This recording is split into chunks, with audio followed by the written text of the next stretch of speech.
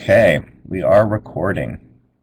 All right, welcome to my workshop on making the case, how a leader solves a case study problem. Now, the reason I wanted to do this is because there are times when people are with a case study. It could be in class, it could be something that you're researching, it could be at work when they want you to solve a problem or they bring up some past history that has happened before you to analyze it and try to figure out what you should do. In those situations, it's good to know exactly how to handle the case. How do you analyze it? How do you break it down? Tonight, we're going to look at the different aspects of that analyzation. Specifically, what do you need to be looking at, paying attention to, and how do you need to be breaking it? And this will help you with any assignment that you may do. I'm Dr. Pressley Rankin, for those who don't know me. I'm Sophia. I don't think we have met in person. I know I have talked to Rhoda, but I am the doctoral student administrator here at City University of Seattle in the School of Applied Leadership. My background is in leadership. I got a doctoral degree from the University of San Diego. And during that time, we focused a lot on this organizational leadership and how you attack a case study. So that's my background in this. Shirley, welcome. I'm just going to go ahead and remove people's last names at this point because I know that they may not have a chance to make that determination. Shirley, can you hear us right now? Shirley has a great gaming computer. She brought it in and let me see it and work on it, but I think there's still probably a little kink or two in there. Okay, well, let's go ahead and get started. So in this workshop, we are going to be looking at what is a case study, what are the different types, how do you handle an academic case study specifically, and again, this is not specifically addressed to be able to do your comp exams in our program. However, this will help you do the comp exams in our program because the first comp is a case study. Actually, it's 2 case studies that you have to do, so that will help with this. We're going to be looking specifically at how you identify problems or issues in the case, how do you analyze the problems and find research to support your ideas, how to figure out solutions, and create recommendations for the research for the case. So we're going to be looking at all aspects of breaking a case down and writing it up. So what is a case study? Have you ever thought to yourself, what is a case study? What is this all about? Well, not surprisingly, a case study is the study of a single case. So you would be in if you were a researcher, you would be looking at something that could be defined as a single case. So that could be, you'd be studying a single person. You might study people who have had cancer, and that is your case. You're looking at people with cancer. You may specific hospital. That hospital would be your case. You may study a specific university. That university is your case. But however you define it can actually mean that cases can be even large as an entire country, a state, a city. Is that it is one distinct thing that you can study and then compare to another thing that would give you some kind of benefit. Doctors do case studies all the time. They do it on specific cases. So if someone has a rare disease, they become a case study. That person themselves is a case study. If someone else comes down with that disease, that person becomes another case study. And then eventually, if you have enough different case studies, you eventually have, you can put them all together and create one research project from all of the different cases. So like I said, there's 3 different types, really, in a broad sense. You have the research case studies, which are actually when you do research that you would do for a dissertation or you would do for a business. If you're a consultant, it would be the kind of research case study you would do. Business case studies are used by training programs to train managers and leaders by tapping into previous issues and problems. So if any of you have done any kind of work training, you may have seen a case study, which usually is no more than a half a page, that gives a description of something that happened, and you're supposed to give your opinions or ideas about that. And then we finally have an academic case study. The difference between an academic case study and the other two is that an academic case study is usually designed to challenge you to show theory and how theory applies to a specific situation. So with a business case study, you're looking at how do you apply your skills, the things you've learned. With a research case study, you're actually studying people or things and actually creating new data yourself. An academic case study, however, is you're applying theory to a case to show your mastery of a certain knowledge base or a certain theory. So the academic case study is specifically what we're going to look at tonight. So in an academic case study, the important things are identifying the problems, analyzing the problems, and then doing research to address those problems. From that research, you should then be able to create recommendations. The recommendations will be based on the research that you've presented. So the recommendations are not based on your own experiences. In an academic case study, that's based on the research. What does the research suggest that you should do in that situation? One of the first things that you're going to want to do, and we're going to break all these down for you, the ones I just went over. And remember, if you have a question, either type it out or raise your hand and I'll turn on the microphone. Feel free to stop me at any time. So, in identifying the problems or the issues in a case, it's really important that you read the case.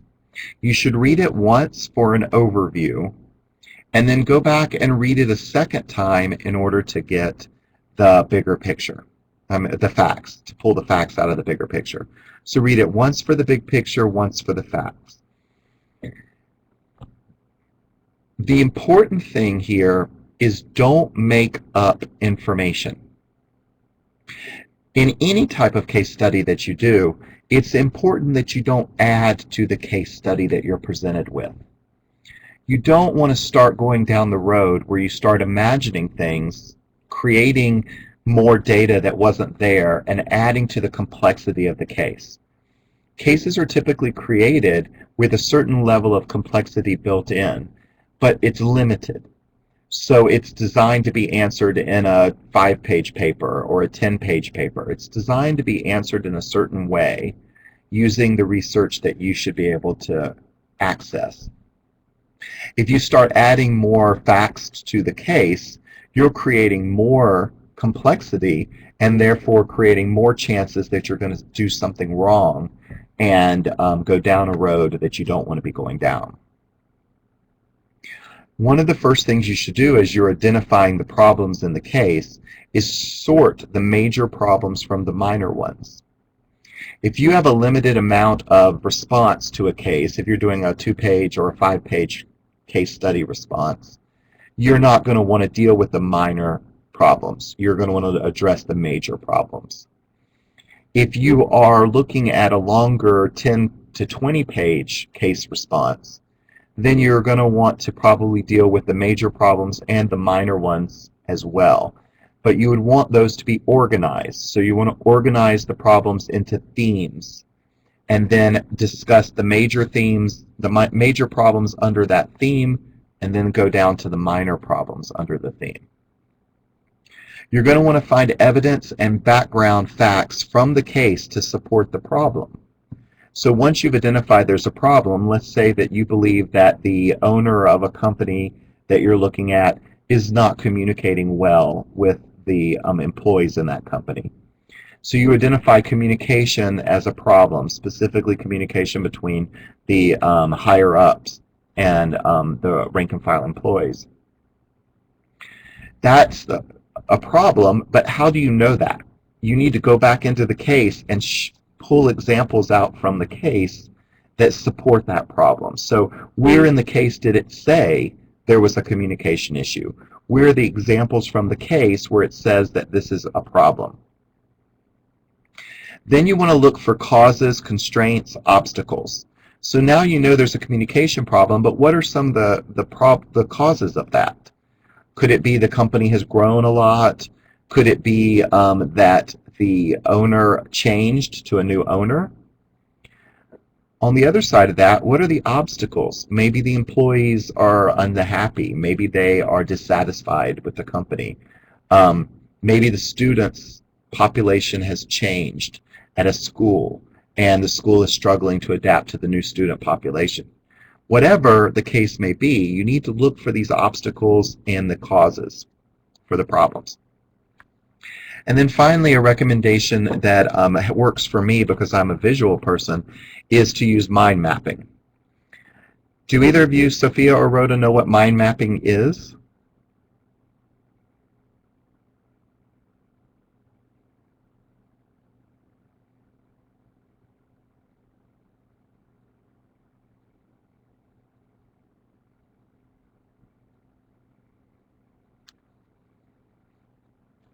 Okay, well, I have a visual.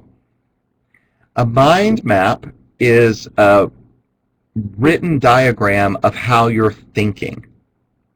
So the idea is that you take the way you're thinking and write it down on a piece of paper, drawing arrows and different things on the paper in order to represent the things that are in your mind. So for example, if in this case, the mind map is looking at the major problems. So what are the major problems? There's staff perceptions, management perceptions. So the staff failed to take responsibility, the staff is lazy, the no consultation on changes, jobs at risk. There's new owners and managers. There's leadership and communication problems. And you can see that the circles are the themes. Let me turn on my arrow. Hold on here. Here we go. So you can see that the circles are the bigger themes. The actual problems under the theme have been written out. And then arrows are drawn to connect them together. What are the connections that are causing these themes to be connected together? So technically here, this is two themes, leadership and communication. It's connected together under new owners and new managers. So that's how you can kind of visually, like you said, Sophia, creating a web to kind of understand how things are interconnected. It helps you gather things together into bigger categories that you can then organize your papers by. So now that you know what the problems are, the next step is to try to figure out, is there any research that you can find to relate to the problems? Specifically, pulling out the larger themes and doing some research around those themes. In this case, you have communication, leadership styles, marketing problems perhaps, and you'd want to then go to the research databases and pull articles about communication in the field you're looking at. So if you were looking at a school, you could look. You could do a search on the EBSCO databases for school communication problems or school communication issues, and pull up this, that particular thing. If you know it's a high school, you could pull up communication issues in high schools and look for research studies that have addressed that. You want to find peer-reviewed research studies. You don't want to be using any kind of popular media. The reason for that is because even though the New York Times may have done an article or Time Magazine may have done an article on communication in schools, those articles are not academic. And at the doctoral level, at least, you're going to want to be presenting an academic argument because someone's going to pay you a lot of money as a doctor to analyze their organization. They're going to want to make sure you're basing it on research and not basing it on a magazine that they could have picked up and read themselves. And we have a lot of this nowadays. If you're a fan of the Leadership Matters Facebook page, you see that I post different things every day that are from Forbes or Inc. or from LinkedIn. And they're all well-written experiential articles that are from the experience of people who are in the field and living these things, but they're still one person's opinion. They're still not based in research, and they wouldn't be good for an academic article or an argument.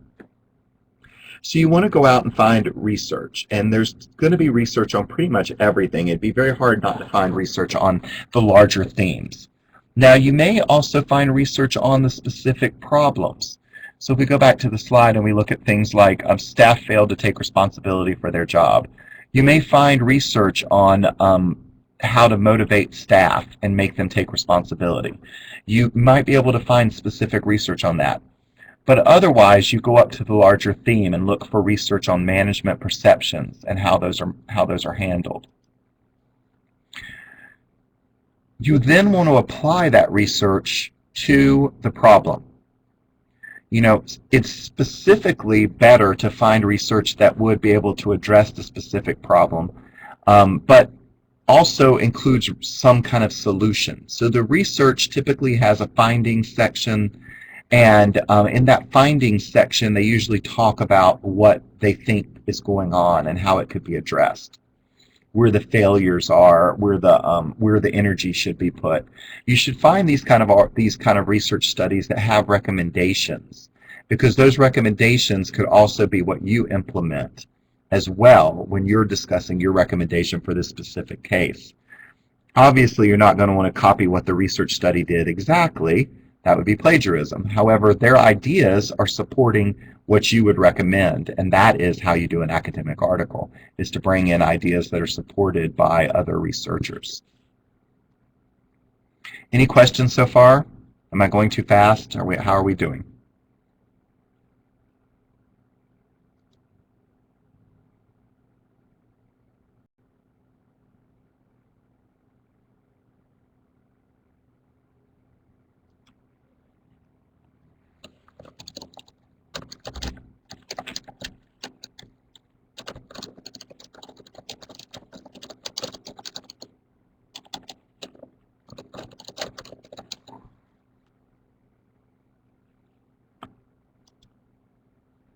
Okay, good. Yay. Let's keep on moving. When you're thinking about applying research, this is a great example of how research should be applied in an academic paper. Usually, you should start off with the research itself. And you do that by introducing the research.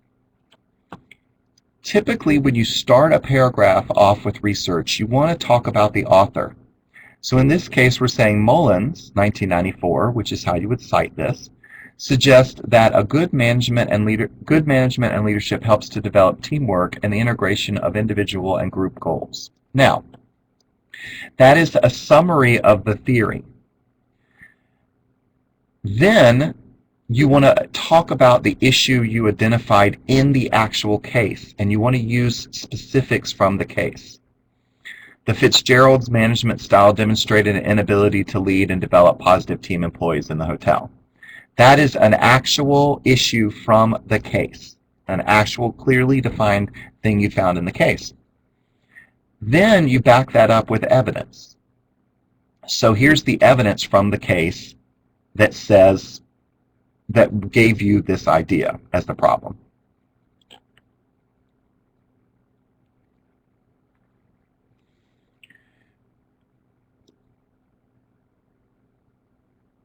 You would not have suggest in present tense. That is correct, Rhoda. Very good eye there. That is wrong. It should be in past tense. You always cite research in past tense. This is not from an APA presentation, so I copied it from just a presentation. So APA says you should use past tense. Other people use present tense. So thank you for pointing that out. Very good catch there. After presenting the facts, you then bring in more research. And in this case, you typically don't use the author's name again because you've already used it up here. Instead, you use it at the end of the sentence. Then you relate that to the problem again. So this is creating a sandwich with the facts from the case in the middle, research at the top and the bottom, and then your interpretation of the problem. So this is what you see the problem as here, and right here, and then right here. Any way you decide you want to chop up this sandwich, you can chop it up. Some people, when they decide to chop up a sandwich, and I'll type this out for you, they start with an introduction for the paragraph. And it's basically why they're going to bring this research in. Then they present the research. Then they present their take on it, or their input into it. Basically the criticism of the research, or the where does the research fit. We'll just say how does it fit. And then you usually end with a transition to the next paragraph.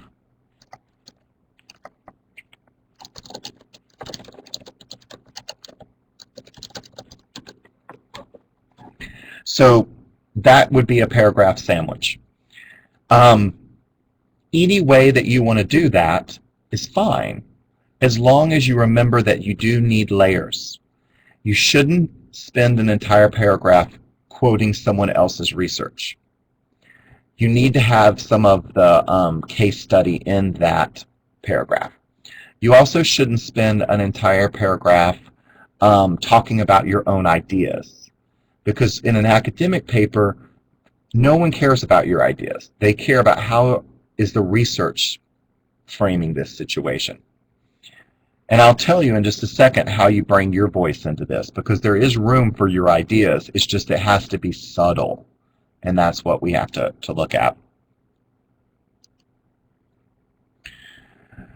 So really, in a doctoral level case study, you are trying to show your knowledge of the research and how to apply it to different situations.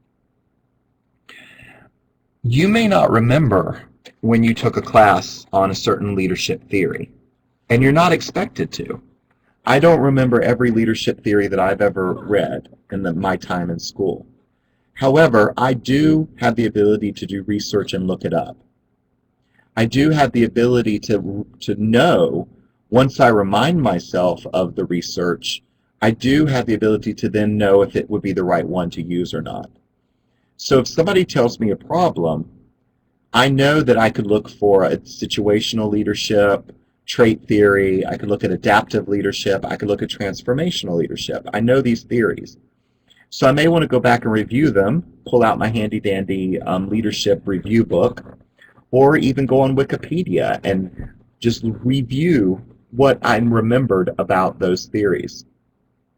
From that minor review, either from looking something up on the internet or looking in a book, then I take my knowledge that I've learned, and you should have learned at this point, which of the theories would be the right one to use for this situation, and then you do specific academic research on those theories. So you go in and you start pulling articles from those different theories, and then you apply that research to what you're doing in the case study. So the idea is we don't expect anyone, nobody expects anyone to have all these ideas in their head. You're not an expert in the field at this point. When you graduate from school, if you become an expert in a certain leadership theory, then yes, people will expect that you'll just be able to tell them from the top of your head how to do something. That's not the case normally. But you still want your voice, your opinion in the paper, because this is your paper, this is your ideas. So you want to bring those in. And the way to bring those in is how you introduce the research. So for example, if I want to present some research that I agree with, that I believe is right, I could say Rankin 2014 successfully argues that. Hold on, let me answer Shirley. Hi, Shirley. Glad that you can make it. I am recording this, so it will be available for you to watch what you missed. I'm going to put it on YouTube once it's all finished. So when you're making your point, I thought what Rankin did in 2014 was really successful, so I said that. Now, if I don't think that some idea is good, I can also say that in how I frame the research. So I can say Smith 2012 did not clearly prove that blah, blah, blah, blah, blah, blah. That way, I've now told the reader, I don't believe Smith, but I think Rankin is right. So if I'm comparing these two things together and I'm saying Rankin says that you should climb a tree, but Smith said trees are bad, I'm now telling you that I believe what Rankin said is right, and that's what I'm going to recommend for you to do. So I've set this up, compared them together, and shown you what I want to do, all while just using one word to frame that and to let my opinion be known.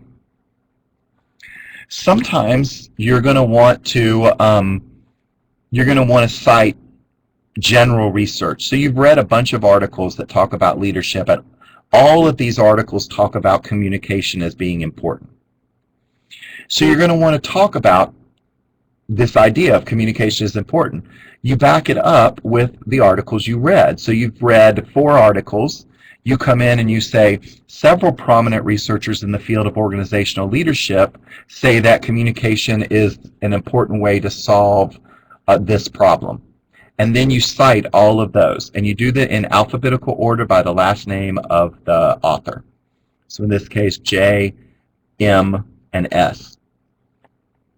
When you have multiple authors, you always use the first one to alphabetize. So this way I'm now telling the reader that a bunch of people have recommended this, not just one person, a bunch of people have recommended it. And in a case study, that's a good thing to be able to do, is to pull together several different researchers and say that they all agree with your idea, because you're going to find that, especially when you're dealing with leadership problems, because there's going to be literally hundreds of articles that talk about different leadership problems. You're going to find the best ones that fit your company or your issue or your school, and then you're going to pull those together, and then you can make these kind of broader statements as long as you're backing it up with the research.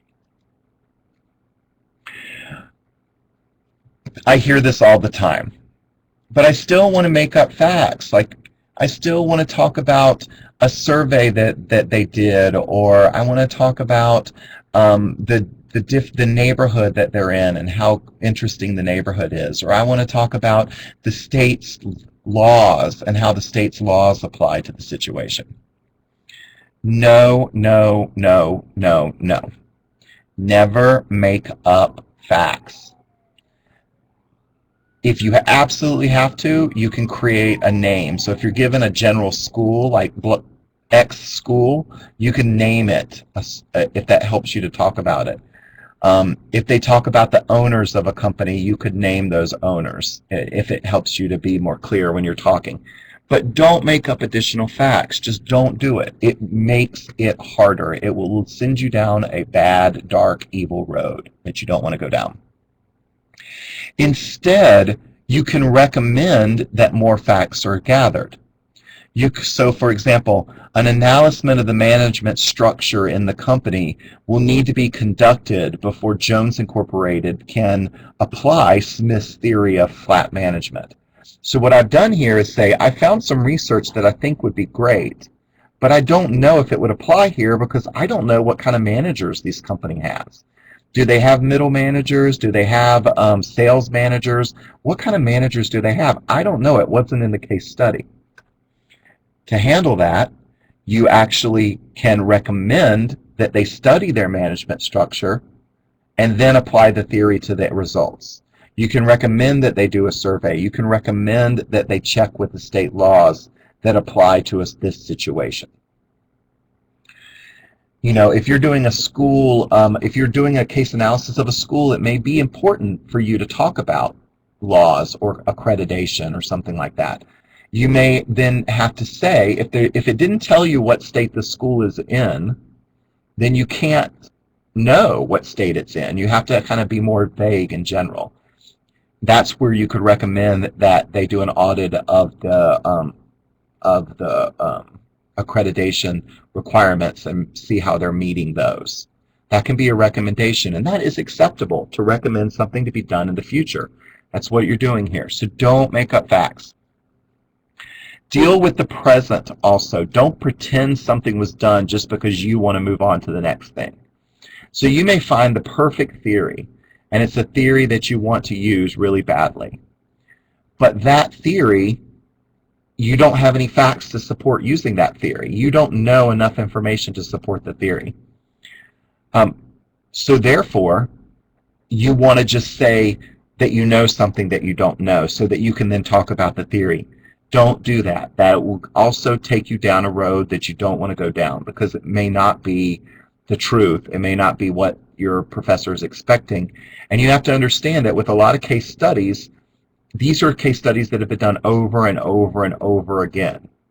The Harvard Business School case studies have been presented, have been analyzed, have been looked at. People have done this over and over again. So people know what you're going to be able to find and what you're not going to be able to find. So don't make extra things up. Rhoda, did you have a question that you wanted to ask with the microphone, or are you stepping away? I wasn't sure which is which. Okay, fine. Good. Okay, so try to deal with the present. What's happening in the moment at this place? You can think about the future, you can recommend things for the future, but think about the present, what's actually happening. When you're creating recommendations from the case, clearly connect the facts from the case to the research, to the problem, then the problem to the research, and then the research to your recommendation. So you have a trail that people can follow. They can see the problem, they can see the facts that created that problem or are connected to the problem. They can see the research around that, and then they can see what your recommendation is. Now, you're going to be writing in third person, so you're not going to say, I recommend. You can merely use third person conventions to say, the recommendation for this problem is blah, blah, blah. According to this theory, the best option for this school would be to blah, blah, blah. You know, you can do it in third person. But the idea is that it is your recommendation, and you're using the research to present that recommendation. You want to make sure you organize your paper. Now this I cannot be more clear on. Students often fail because of a lack of organization. It's true in the business world as well. Presentations, memos to your boss, things that lack organization will be ignored. People are not going to read something that is complicated or something that is not well put together. They're not going to evaluate it. They're not going to take the time. If they do read something that is poorly organized, there's a good chance that they will miss your point. They will miss what you're saying. So organize your paper. Put headings in your paper. APA gives 5 different levels of headings. In research, in academic papers, we typically use 3. The main heading, or what they call heading 1, heading 2, and then a heading 3, which is the one in the beginning of a sentence. Use those headings to organize your paper. If you have questions, if you're doing a case study that has questions afterwards, use those questions as headings. If you don't, pull out the themes. Use your themes as headings in the paper. So you'll discuss each theme as a heading, and then subheadings can be the problem, and then you could even have the recommendation with a certain heading. Be clear, be creative. Remember, if you're being graded on 5 things in your paper, make sure those things are headings in your paper. Let me give you an example. Oh, where's my example?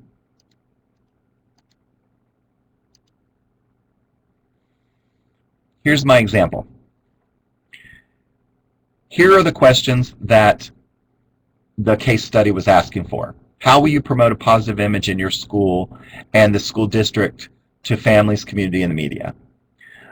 External publics with whom you intend to communicate.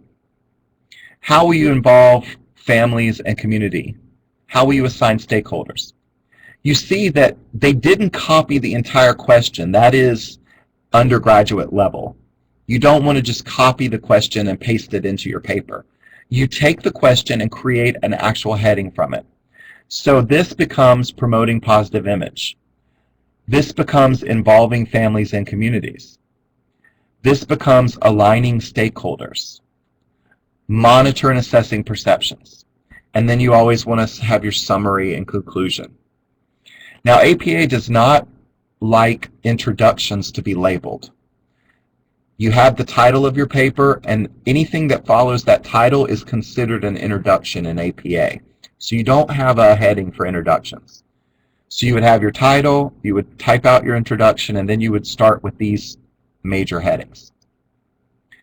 That is how you organize your paper in order to make it clear to the reader what you're presenting.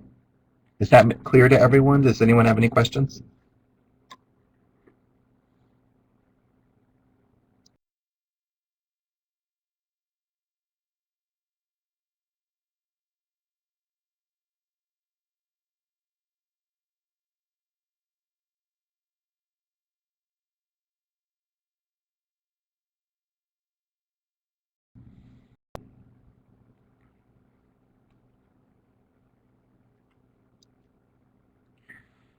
Solutions. When you're thinking about your case study and you've got your problems listed out,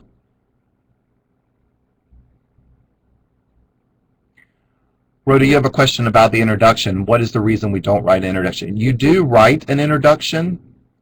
You don't label it with a heading, though. That's what I'm saying. APA does not want you to label it with a heading.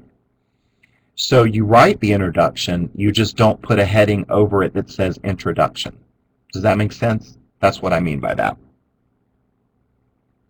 So you should always have an introduction, you just don't put a heading over it that says introduction.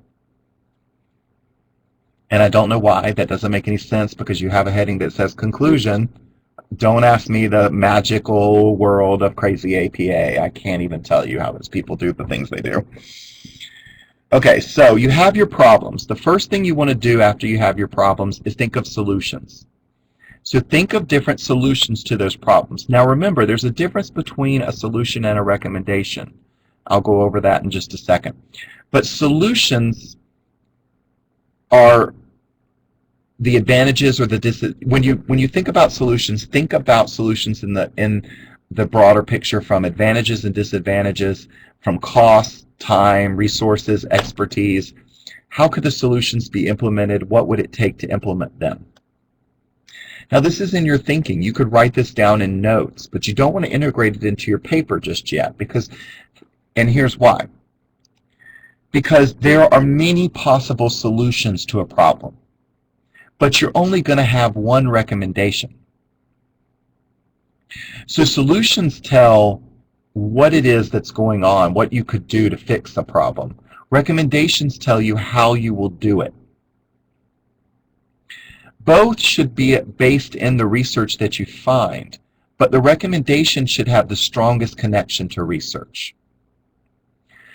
So if you're thinking about this in the overall view of your paper, you present your problem, you back it up with facts from the actual case study. Then you could talk about different solutions that are available from the research. This author says that a solution would be this. This author says the solution would be that. This author also has this idea for a solution. You've presented now 3 solutions from the research that you found. You're then going in and presenting your recommendation as the one solution you're choosing to recommend. So you will then go in and recommend that specific solution, and you're going to talk about how you will do it. And that is an important part that a lot of people leave out. You're not just going to present in your recommendation a solution.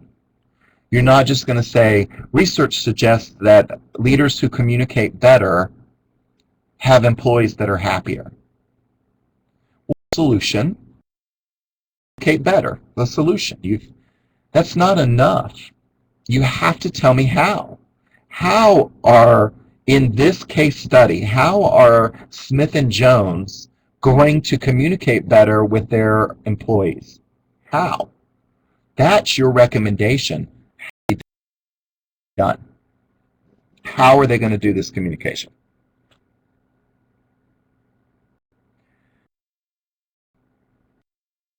The recommendations are precise.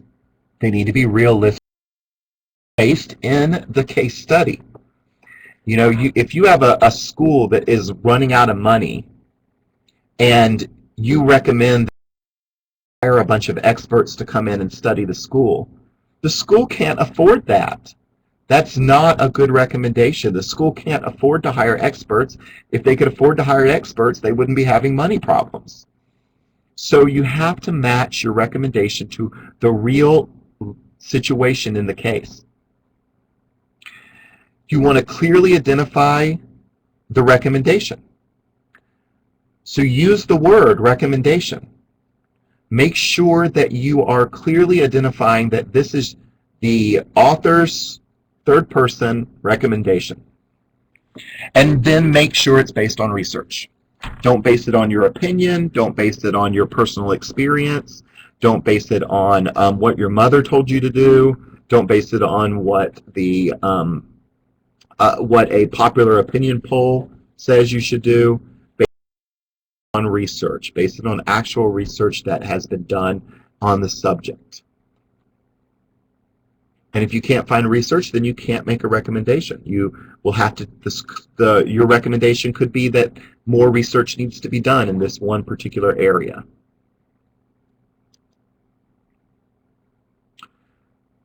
And then here's some tips. The other thing that people do a lot is they take a side trip. So will all of you take a second to read these two examples? The question is, describe what you would do if a rabid dog showed up in your building. So imagine that it's a school building or a work building.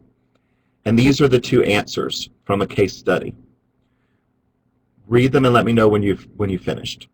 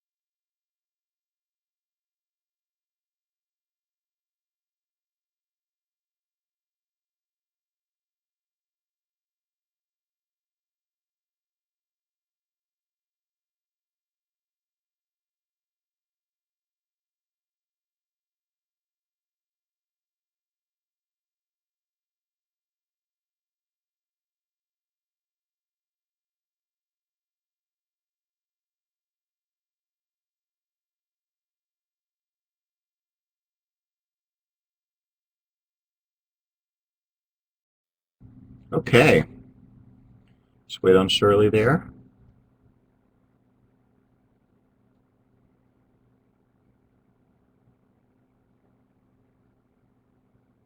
I don't want to run over on time. So Shirley, if you don't mind, I'm just going to, while you're finishing the reading. Because one thing in an online environment, I'll give you all a little hint. Sometimes on someone and they've actually been disconnected. And so they're not even there, but it still shows that they're there. So you're standing there waiting and waiting and they never come back. So it's always good to just assume at a certain point that maybe someone's been disconnected, maybe not. That is a tip for online. Okay, so in these two situations, you don't know what the first person is going to say after they get to the finally, at the end of that paragraph, they say, if something like this happened in my school, I would, blah, blah, dot.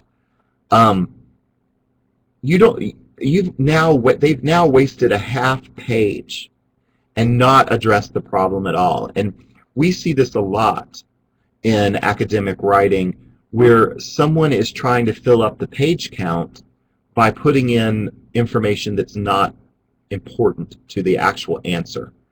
So if you're answering the question about leadership and communication and leadership, for example, and you're talking about a principal and how they communicate with their teachers, and you spend 3 pages discussing communication theory in general, and then you finally, at the end of the 3rd page, get to where you start talking about school communication or communication and a teacher, you've wasted all that work. You've lost the reader not understanding why you've spent all this time talking about this one thing when recommendation didn't come out of it. You're just giving background. So be careful giving too much background.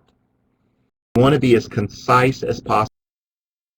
When you're using theory, you want to use as theory as possible to make your point. You don't want to go into a lot of background. It's not necessary, and it will make your paper less readable, which then makes it much higher chance that someone's going to miss of the paper. Remember, when you're doing a case study, if you're doing an academic case study, you're doing it for a grade. Your professor should be able to see the meat of the paper, should be able to see it. You know that old commercial from Wendy's, where's the beef? That's what your professor is asking. Where's the beef? Why is this all bun and lettuce? Where's the beef on this? You want to make sure that beef is prime, sticking out from the corners, oozing juice all over people. I'm sorry if any of you are vegetarians. You want to make sure that it's very, very clear when you've answered the question that you've been asked to answer for this particular thing. In a case study that you're doing for business, you're also going to need to be concise. Your boss isn't going to want to read a bunch of backstory. They're going to want to see your recommendations. For a business case study, you might even break it down into bullet points. You don't do that for academia, but for business, you may say, here are my 3 recommendations, 1, 2, 3. That would be for a business case study.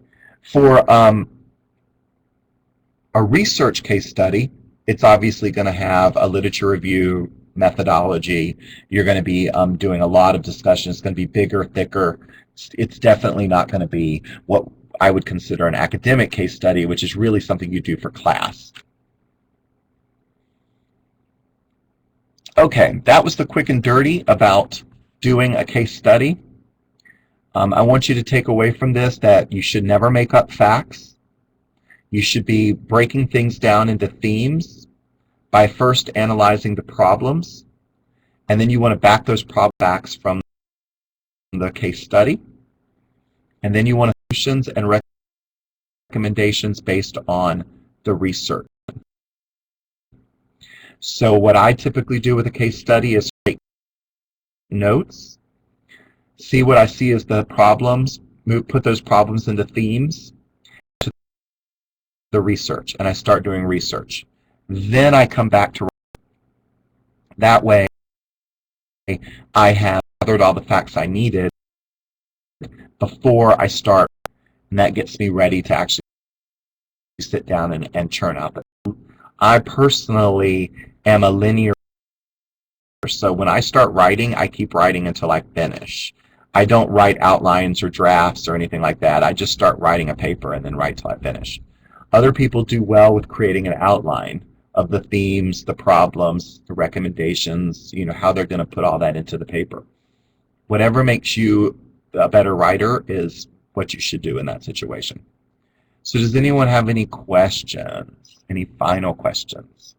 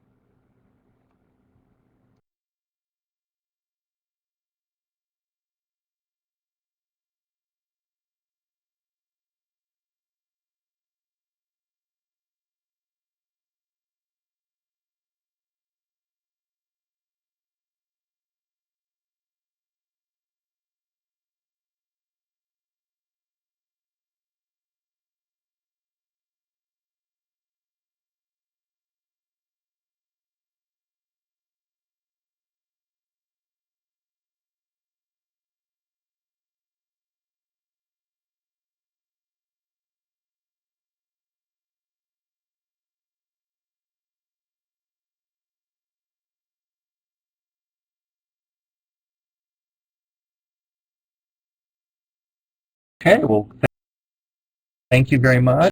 Thank you, Sophia. I know Shirley was having computer problems, so thank you, Shirley, for at least to get in. I am turn off the recording, and it will take about for it to be caught up on the back end, but then I'll post it to YouTube. If anybody wants the slides from this presentation, please just send me an email to let me know, and I will be glad to get you the slides from the presentation. If you're early on in the program, you're probably not going to be doing comps for a while. You may want to review this later on, and it'll be up. I'm going to make sure it's available for everybody. So have a great evening. Thank you for coming. And remember, I am here if you have any questions or needs throughout the program. So have a great evening.